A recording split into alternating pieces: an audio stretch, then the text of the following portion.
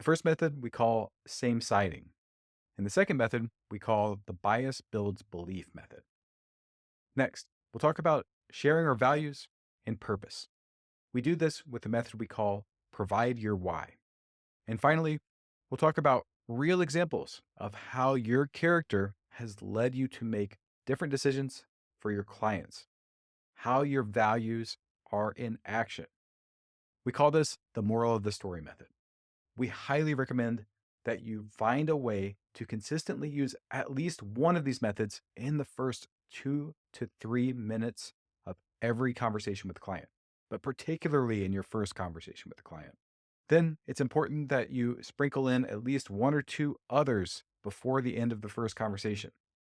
Once you understand these methods, you'll find that it's actually relatively easy to keep a few of them in your back pocket and incorporate them in standard upfront contracts and in standard parts of your initial consultation call.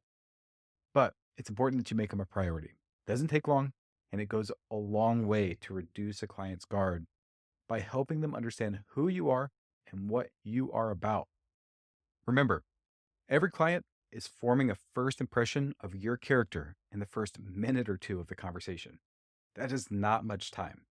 We have to make the most of every moment so that the client starts the sales cycle from a foundation of trust. So let's dive in first with the same siding method.